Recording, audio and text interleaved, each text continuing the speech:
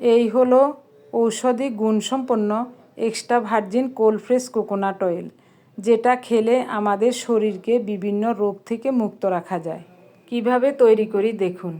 একটা পাকা দেখে নারিকেল নিয়েছি, নারিকেলটা ভেঙে নিলাম, পুরা নারিকেলটা ভালো করে কুড়িয়ে নেব। পাকা বা ঝুনা নারিকেল বোঝার কোনো উপায় নাই, তাই চারা উঠানো নারিকেল নিলেই বেশি ভালো হয়। কোরানো নারিকেলগুলো ব্লেন্ডারের জগে নিয়ে নিলাম।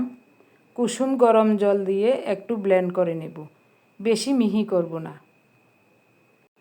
এবার একটা বাটির উপর পরিষ্কার একটা কাপড় দিয়ে ব্লেন্ড করা নারিকেলগুলো নিয়ে নিলাম। ভালো করে চিপে দুধটা বের করে নেব।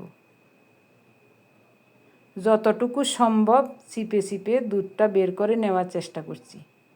সুন্দর মতো দুধটা বের করে নিলাম। এবার 3টা গ্লাসে দুধটুকু নিয়ে ফ্রিজের নর্মাল চেম্বারে রেখে দেব সারা রাতের জন্য। এখন সকালবেলা নারিকেলের দুধের গ্লাসগুলো ফ্রিজ থেকে বের করে আনলাম। উপরে শক্ত হয়ে তেলটা জমাট বেঁধে আছে। এখন তেলগুলো আলাদা করে নেব।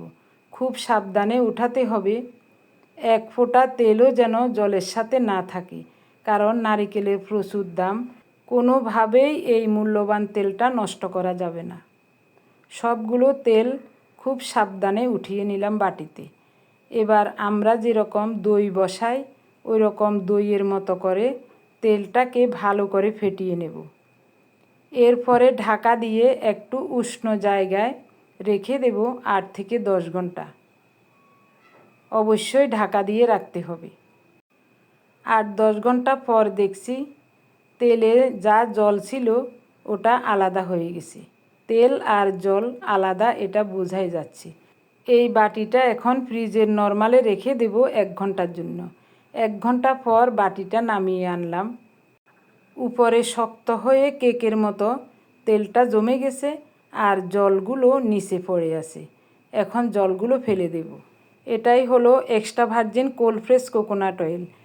এই অয়েলের কেকটা এখন ভেঙে ভেঙে বয়মে ঢুকিয়েও রাখা যাবে, আবার বয়মে ঢুকিয়ে একটু রোদে রাখলে এটা একেবারে তেলে পরিণত হয়ে যাবে। তবে যেভাবেই হোক এটাকে ফ্রিজের নর্মালে রেখে রেখেই খেতে হবে, তাই আমি গলাই না, এভাবে টুকরো টুকরো করে ফ্রিজের নর্মালে রেখে দিই।